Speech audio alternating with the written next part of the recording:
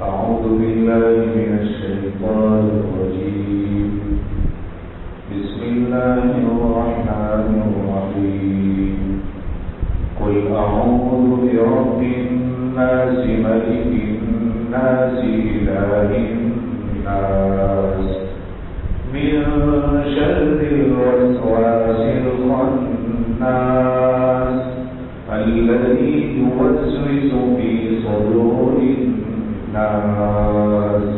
من الجنة والناس صدق الله العظيم. سورہ فلق کی کل آپ کے سامنے تفسیر کی تھی. تفسیر بتائی تھی کہ شان نزول کیا ہوتا ہے. نبی کریم صلی اللہ علیہ وسلم پر جادو کس طریقے سے کیا گیا اور جادو کرنے والے کا نام پتہ ہونے کے باوجود آپ نے بدلا نہیں دیا. یہ سب کل بتایا تھا.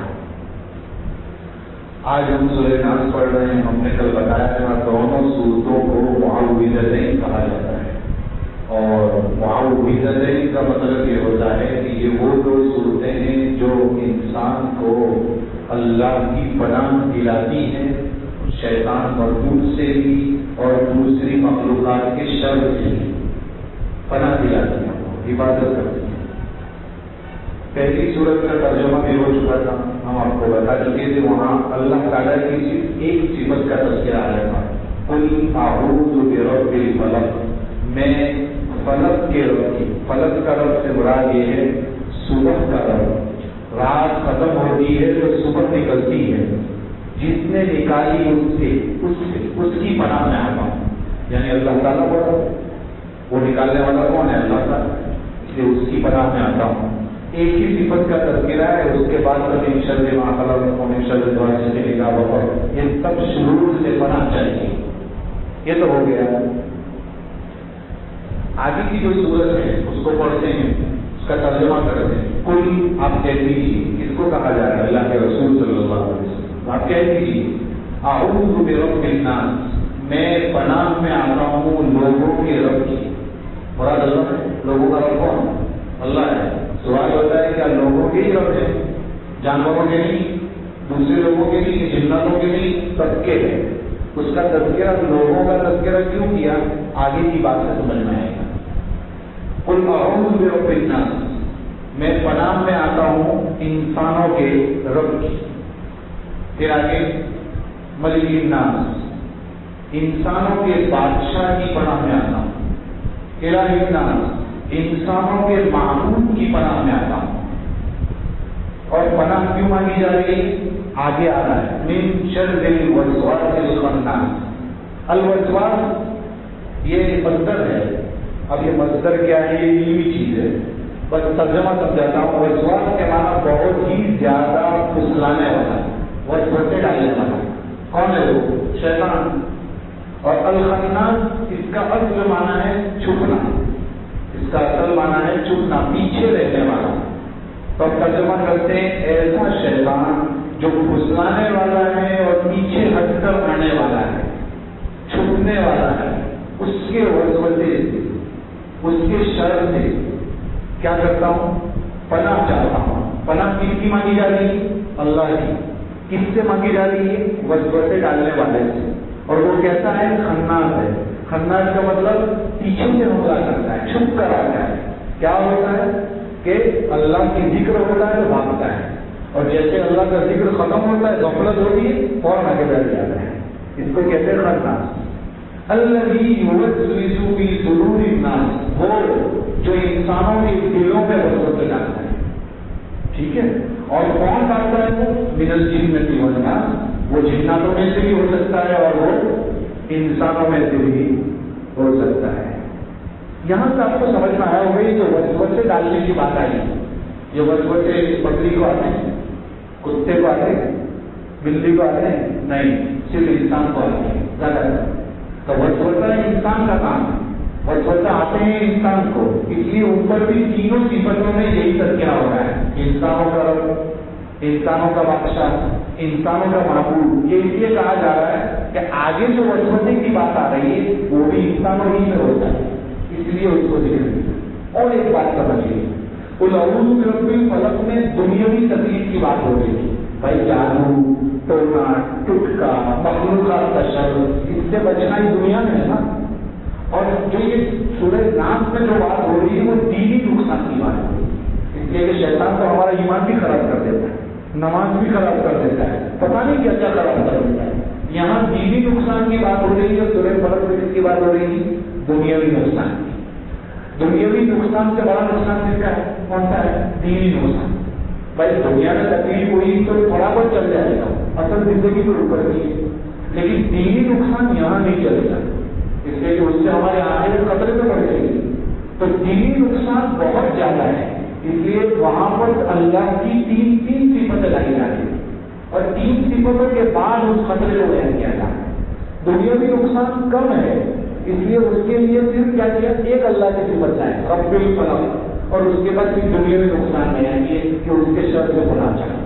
شاید آپ سمجھ ہی گئے ہوں گے اس کو، اتنا سمجھ گئے ہیں تو اب یہاں بولا تھا کیا نکلتا ہے؟ اس صورت کے اندر آپ کو صرف اتنا بتایا جا رہا ہے کہ وسوسہ، ٹھیک ہے؟ شیطان کا کام کیا ہے؟ وسوسے ڈالنا۔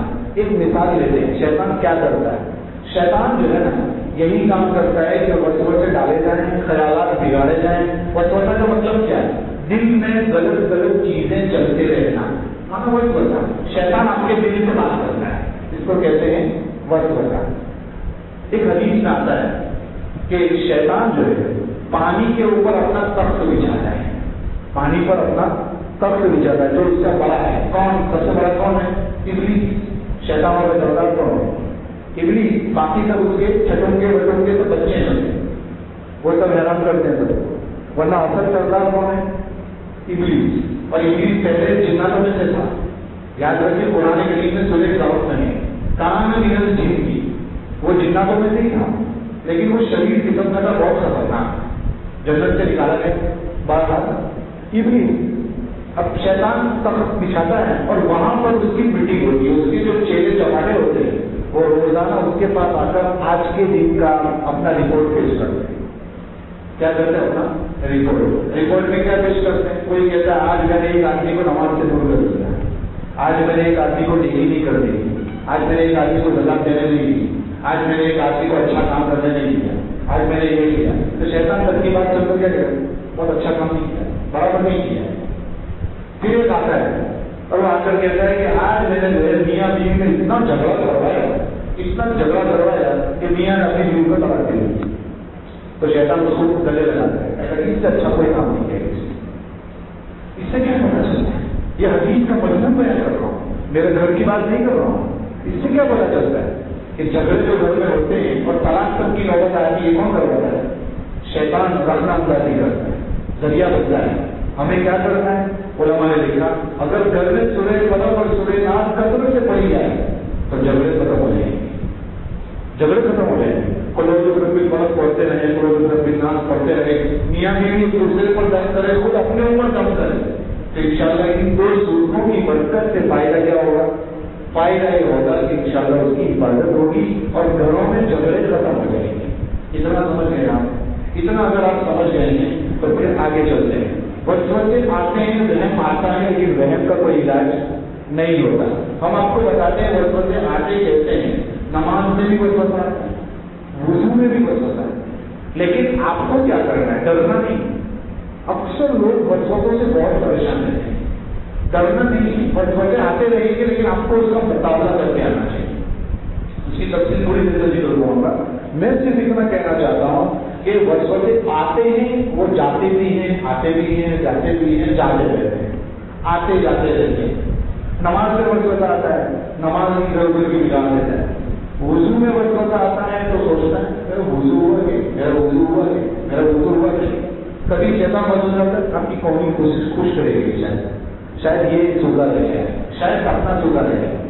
شیخ رشید احمد گنگوہی رحمۃ اللہ علیہ بہت بڑے آدمی تھے، ہمارے اللہ کے لیے دیوبند میں سے تھے، بہت بڑے آدمی علامہ رشید احمد گنگوہی رحمۃ اللہ علیہ فرماتے ہیں کہ ایک مرتبہ مسجد میں آیا نماز پڑھنے کے لیے، جیسے مسجد میں آیا نماز پڑھنے کے لیے تو ہوا یہ کہ مجھے ایسا لگا کہ میری ایک قومی خوش کرے گی، سکھی، واپس گیا, پھر اس کو دھویا, پھر آ گیا, پھر آیا, پھر تھوڑی دیر میں آیا, یہ رہ گئی, سوکھی رہ گئی, پھر گیا واپس اس کو دھویا, پھر آ گیا, پھر واپس یہ ہوا نماز میں شروع ہوا تھا, پھر دیکھ آیا کہ شاید یہ پاؤں کا ٹکنا سوکھا رہ گیا ہے, پھر گیا واپس, پھر آیا, پھر جو ہے وہ آیا, کہا اب تو نہیں جاؤں گا. پھر کیا کہا, کہتے اب نہیں جاؤں گا اور اسی حالت میں نماز پڑھو. یہ مقابلہ ہے, کیونکہ یہ شیطان آپ کو نماز پڑھنے نہیں دینا چاہتا, اس لیے وہ آپ کو بار بار بھیج رہا ہے, بار بار بھیج رہا ہے. تو کبھی اس کا علاج ایسا کرنا پڑا. بعض لوگوں کو نہیں نکلتی, ہوا چھوٹتی ہے, گیس کی تکلیف ہوتی ہے.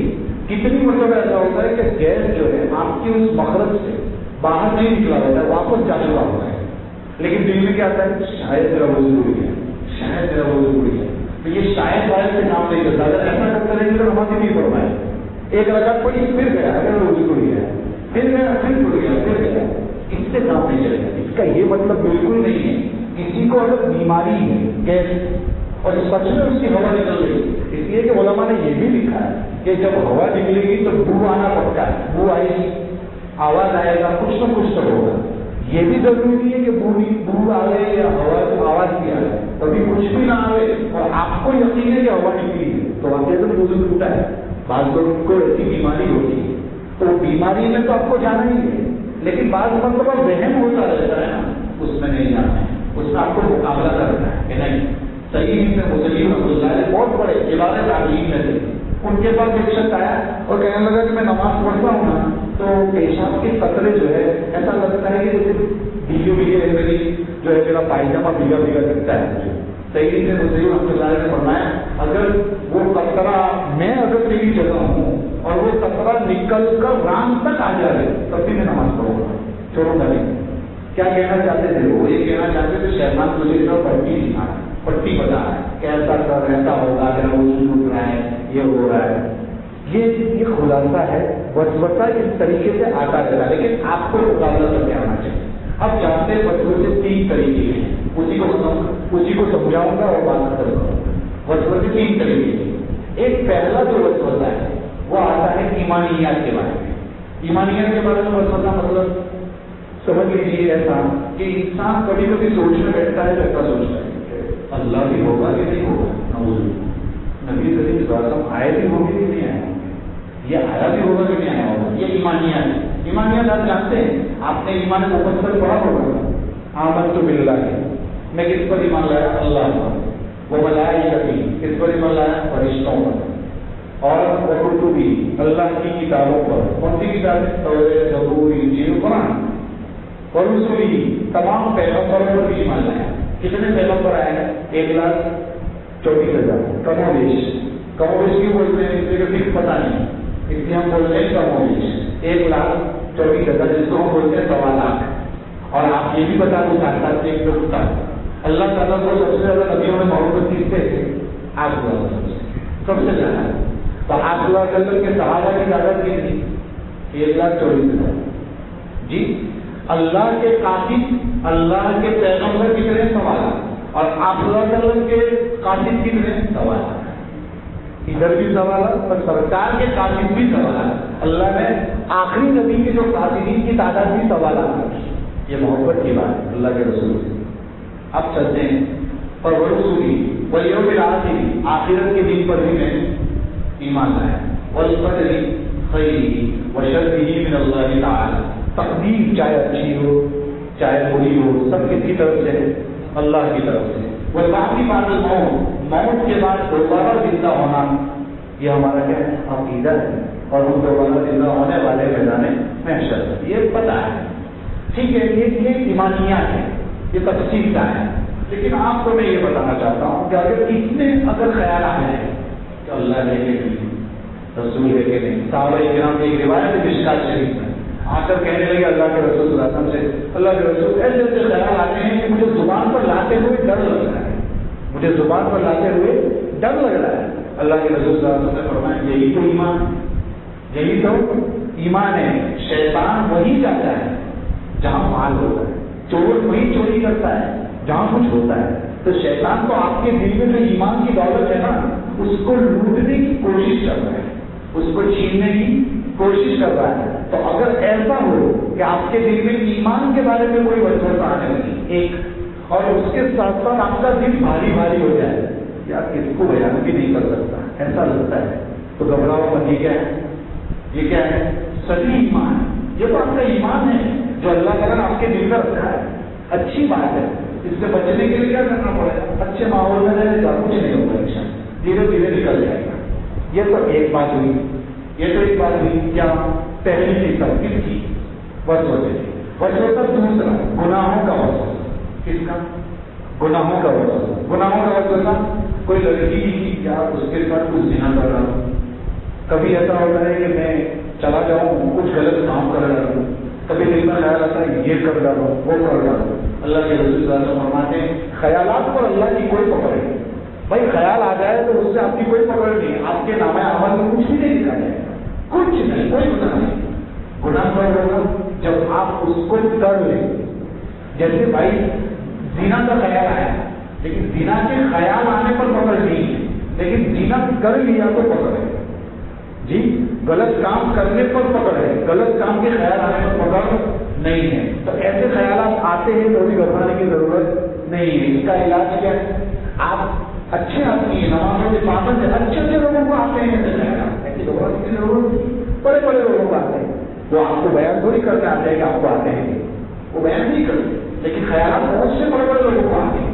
علاج کیا ہے, علاج پر یہ ہے کہ وہ جو آپ بڑے لوگوں کی صحبت میں بیٹھتے ہو نا, وہ صحبت ختم ہو جائے گی نا, تو دھیرے دھیرے یہ خیالات ختم ہو جائے گی.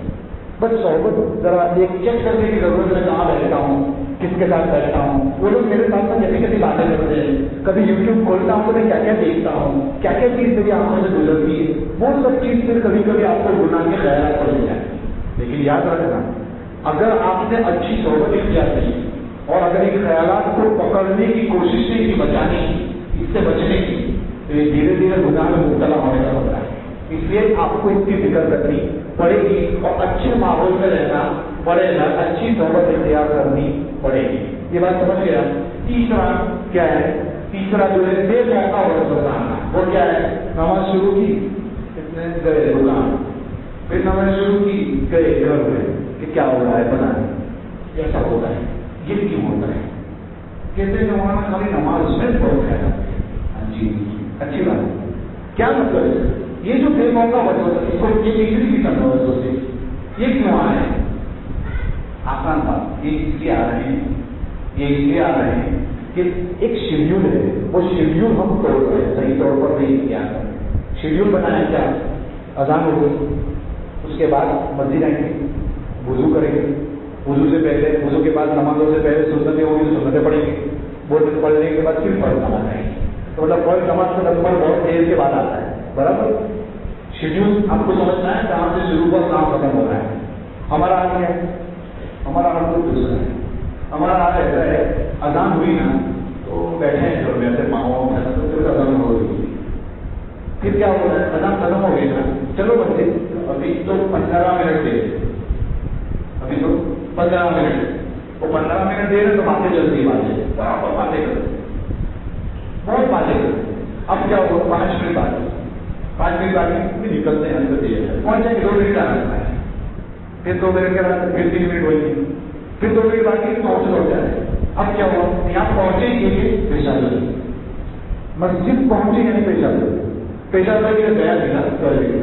اب ٹوائلٹ میں پہنچا اور ٹوائلٹ میں پہنچا تو سمجھ کیا ہوگا, گئے یعنی اب سیدھے پیشاب سے کپڑے پورے ہوئے نہیں کہ پانی ڈال دیا, پانی ڈالا بھاگم باہر, جیسے پائجامہ چڑھا ہے باہر نکلا, وضو کیا بس. یہ پہلا طریقہ. میرے بھائیوں یہاں ایک مسئلہ سمجھاؤں, جیسے ہی آپ بیت الخلا میں جائیں گے, بیت الخلا میں یاد رکھیے علماء نے لکھا ہے جب تک آپ کے پورے قطرے پیشاب کے نہ نکل جائے وہاں تک آپ پانی نہیں ڈال سکتے. اس کو استبرا کہتے ہیں, اور اس کے لیے آپ کو وقت دینا پڑے گا ٹوائلٹ میں. اچھا, اس کا یہ مطلب بھی نہیں کہ پیشاب کی قطرے کے انتظار میں آدھا گھنٹہ ٹوائلٹ میں, یہ بھی بدل. کتنے لوگ ایسے ہوتے ہیں محفل میں کہ وہ پورا گھنٹہ ہوئی رہتے ہیں, ارے بھائی باہر نکل, نہیں وہ ہم نے بچنا پڑا تھا, سنا تھا کہ پیشاب کے قطرے پورے نہ نکلے تو نکلے گا, تو آدھا گھنٹہ ٹوائلٹ میں بیٹھنے کو نہیں کہا. وہ 2-5 منٹ کا بچہ آپ 2-5 منٹ بڑھا دیں, بس پیشاب کے قطروں کو اچھی طرح نکل جانے. اور اس کے بعد آپ اس کو کہتے ہیں استبراء، یہ ضروری ہے، یہ لوگ نہیں کرتے میرے بھائیوں. اور اس کے لیے اینڈ ٹائم پر نماز کے وقت تھوڑی آپ چاہیں گے تو ہو جائے گا، اس کے لیے پہلے سے تیاری کریں گے. اور اسی لیے علماء بہت پہلے سے نماز کی تیاری کیا کرتے ہیں. بڑے بڑے لوگ، اللہ والے لوگ بہت جلدی نماز کی تیاری کرتے ہیں تاکہ نماز کے وقت میں کوئی پرابلم. پہلا پرابلم اب آئے جیسے ویسے کر کے پیشاب کر کے آگے وضو کر.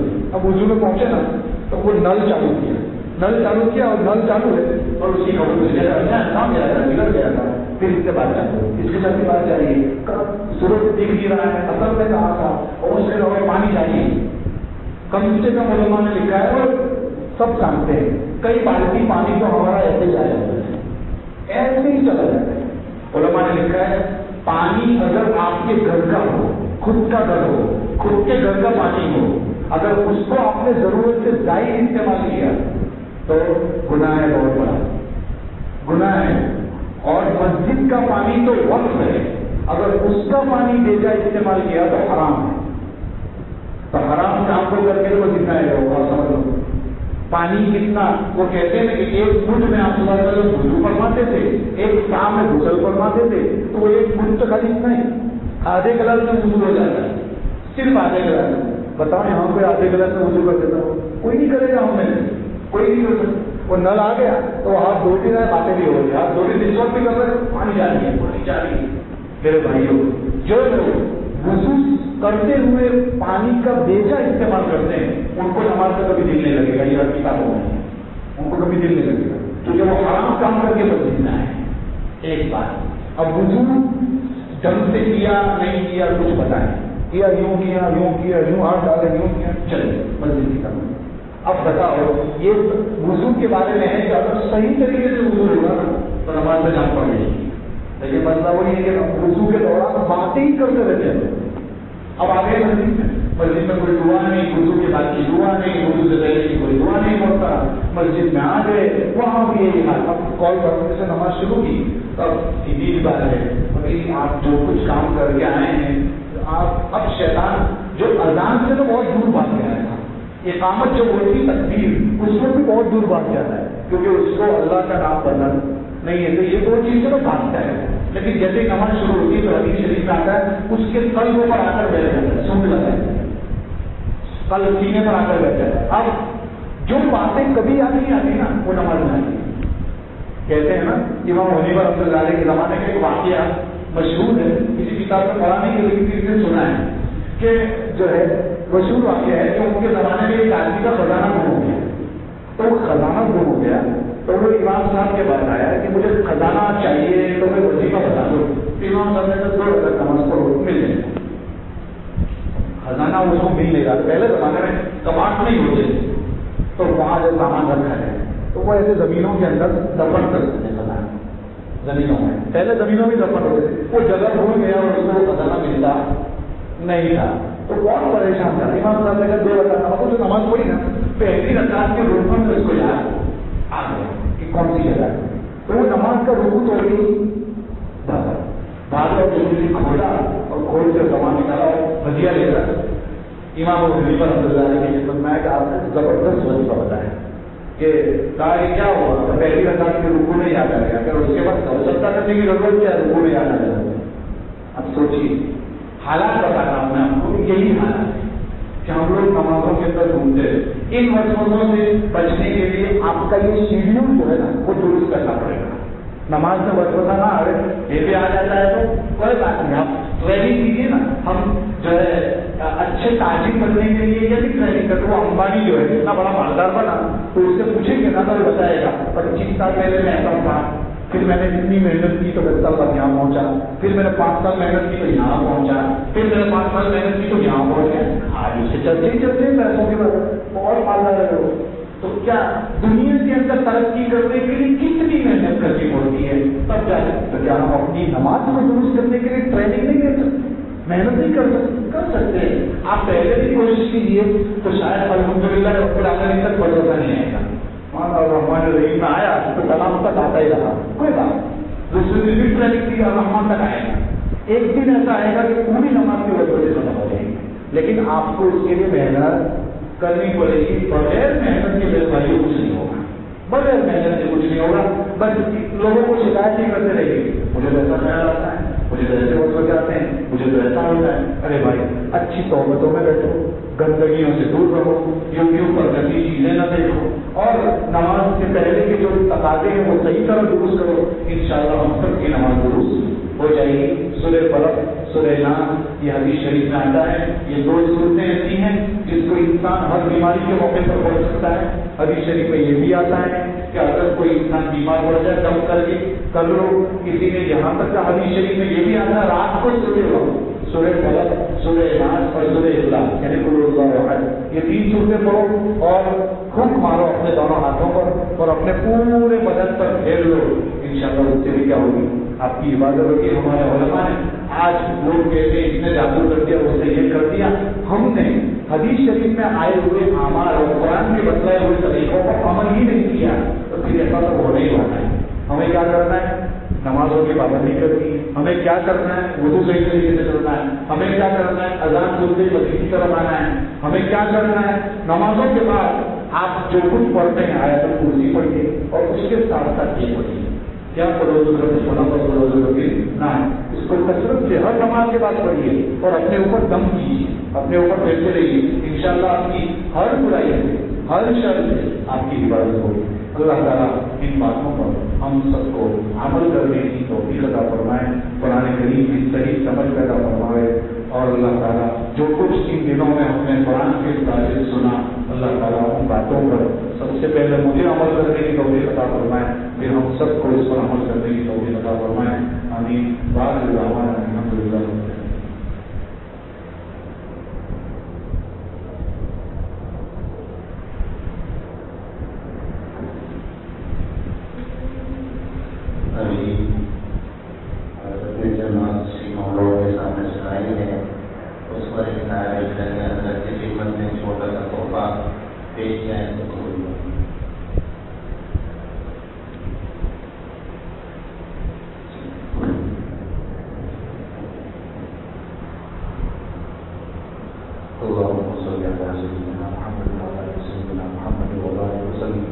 اللهم لك الحمد كله ولك الشكر كله ولك الملك كله بيدك الخير كله وإليك يرجع الأمر كله. ربنا آتنا في الدنيا حسنة وفي الآخرة حسنة وقنا عذاب النار. اللهم إنا نسألك رضاك والجنة ونعوذ بك من سخطك وغضبك والنار. یا اللہ ہمارے گناہوں کو معاف فرما، خطاؤں سے درگزر فرما، پریشانیاں دور فرما، عافیت کے فیصلے فرما۔ یا اللہ ہر طرح کی پریشانیاں دور فرما کر تو ہمیں اپنا محبوب بندہ بنا لے۔ یا اللہ تو ہم سے راضی ہو جا، یا اللہ تو راضی ہو جا، مولا معاف کر دے، مولا مغفرت کے فیصلے فرما دے۔ یا اللہ ہم سب رمضان جیسے جیسے رخصت ہوتا جا رہا ہے، ہم مغفرت کے بھکاری ہیں، ہمیں نہیں پتا ہمارا نام کس لسٹ میں ہے، پتہ نہیں ہمیں نہیں معلوم کہ ہمارا نام کہاں آ رہا ہے، کس لسٹ میں آ رہا ہے۔ ہمیں تو صرف جبرائیل کی بددعا ڈرا رہی ہے، گھبرا رہی ہے، ڈر پیدا کر رہی ہے کہ جبرائیل علیہ السلام نے کہا تھا ہلاک ہو جائے وہ شخص جس نے رمضان کا مہینہ پایا ہو اور اس نے اپنی مغفرت نہ کروائی ہو۔ یا اللہ نبی کریم صلی اللہ علیہ وسلم نے آمین کہا تھا، جس نے بددعا کی وہ فرشتوں کے سردار ہے اور جس نے آمین کہا وہ نبیوں کے سردار ہے۔ دعا تو قبول ہو رہی ہے، خطرہ یہ ہے کہ ہمارا نام اس میں نہ آ جائے۔ یا اللہ رمضان گزرتا جا رہا ہے، یا اللہ اس کی قدر دانی نصیب فرما، ہم سب کے مغفرت فرما۔ اٹھے ہوئے ہاتھوں کی لاج رکھ لیجیے، یہاں جس نے لوگوں نے ہاتھ اٹھائے ہیں ان کی تمناؤں کو پورا کر دیجیے، جائز تمناؤں کو پورا فرما۔ ان کے گھروں کی حالتوں کو تو جانتا ہے، یا اللہ ان کی گھروں کی حالت جس اعتبار سے پریشان ہو ان کی پریشانیوں کو دور فرما۔ یا اللہ پتہ نہیں کون کس طریقے سے یہاں بیٹھا ہے، کس کی کیسی کیسی تمنائیں ہیں، کتنے لوگ ایسے ہوں گے جو ہمیں نہیں کہہ پاتے ہوں گے۔ یا اللہ ان کی حاجتوں کو تو جانتا ہے، ان کی پریشانیوں کو تو جانتا ہے۔ یا اللہ غیر سے ان کے لیے مدد کے فیصلے فرما، جو قرضوں میں گرفتار ہیں یا اللہ غیر سے ان کے لیے قرضوں کے پورا ہونے کی شکلیں پیدا فرما۔ یا اللہ جو قید میں سڑ رہے ہیں، بیچارے بے قصور ہیں، یا اللہ ان کے لیے رہائی کے فیصلے فرما۔ یا اللہ عافیت کے فیصلے فرما، راحت کے فیصلے فرما۔ یا اللہ ہمیں تو مانگنا نہیں آتا، یا اللہ ہم کیا مانگے؟ ہمارے بال، ہماری زبان، ہماری آنکھیں، ہمارے ہونٹ، ہمارے بدن کا ایک ایک بال، ایک ایک ذرہ گنہگار ہے. ہم کس منہ سے آپ کے سامنے مانگے؟ زبان بھی گنہگار ہے، کیا مانگے یا اللہ؟ لیکن تو نے کہا ہے مانگو، میں تمہاری دعاؤں کو قبول کروں گا. یا اللہ اسی لیے ہم مانگتے ہیں. ہم نے تو سنا ہے تو روزانہ رات کے آخری پہر میں تو یہ پکارتا ہے کوئی مغفرت طلب کرنے والا، میں اس کی مغفرت کروں. لیکن یا اللہ ہم تو بستر اوڑھ کر سوتے رہتے ہیں، کبھی نہیں اٹھتے، کبھی تجھے نہیں مناتے. یا اللہ ہم تو ویسے ہی گندے ہیں. ہمارا حال یہ ہے جب خوشی ہوتی ہے تو تیرے پاس نہیں آتے، جب تکلیف آتی ہے تو تیرا در کھٹکھٹاتے. ہم تو یا اللہ غرض پرست ہے، دھوکے باز ہے. یا اللہ تو یہ کہتا ہوگا تو کتنا دھوکے باز ہے، میرا بندہ کتنا غرض پرست ہے. جب ضرورت پڑتی ہے آتا ہے، جب ضرورت نہیں پڑتی چلا جاتا ہے. یا اللہ واقعی تو ہم تو ایسے ہی ہیں. لیکن یا اللہ تو داتاؤں کا داتا ہے، تو سخیوں کا سخی ہے، کریموں کا کریم ہے، رحیموں کا رحیم ہے، شریفوں کا شریف ہے. یا اللہ تو وہ ذات ہے کہ کوئی نہیں مانتا تو ناراض ہوتا ہے. دنیا کی حالت تو ایسی ہے کہ جب کسی کے پاس کوئی دو چار بار جاتا ہے تو وہ کہتا ہے کیا میرے پیچھے پڑا ہوا ہے. لیکن یا اللہ تو وہ ہے کہ جب تیرے سامنے نہیں مانتے تو ناراض ہوتا ہے. واقعی سے یا اللہ تو بہت بڑا جاتا ہے. ہم تیرے سامنے مسجد میں قرآن کریم کے درس کے بعد یا اللہ معصوم بچوں نے ہاتھ اٹھائے ہیں، یا اللہ سفید بال والوں نے ہاتھ اٹھائے ہیں. یا اللہ کوئی تو ایسا ہوگا جو تیرا محبوب ہوگا، کوئی تو ایسا ہوگا جس کی آمین تجھے پسند آتی ہوگی. یا اللہ اس کے بدلے میں ہم سب کی مغفرت فرما دے، ہم سب کی مغفرت فرما دے. ہمیں محروم نہ فرما، ہمیں محروم نہ فرما. اٹھے ہوئے ہاتھوں کی لاج رکھ لیجیے. یا اللہ جو کچھ مانگا عطا فرما دیجیے، جو مانگنے چلے گیا اپنی شان نصیب کر دیجیے. یا اللہ یہ دعائیں اپنے فضل و کرم حبیب پاک صلی اللہ علیہ وسلم کے تو پہلے منظور فرما. یا رحمت کے